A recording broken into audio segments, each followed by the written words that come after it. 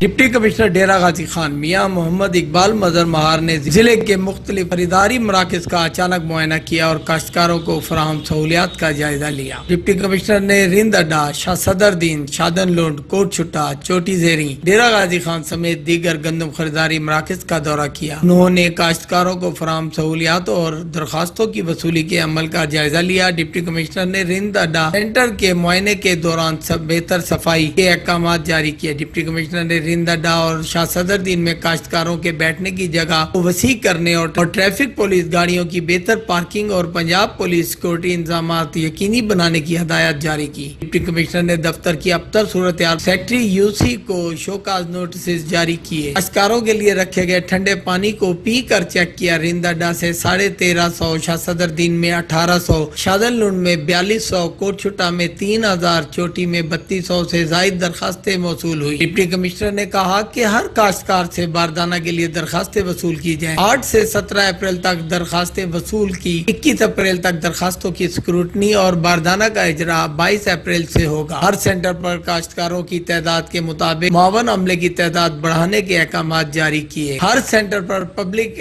Address system موجود ہونا چاہیے اور وصول شدہ تمام درخواستوں کو آج ہی مینول اور کمپیوٹرائز ریکارڈ تیار کیا جائے۔ انہوں نے کہا کہ ضلع میں 1.5 لاکھ میٹرک ٹن گندم خریدنے کے لیے انتظامات مکمل کر لیے گئے ہیں۔ اس موقع پر ڈی ایف سی اور دیگر افسران موجود تھے۔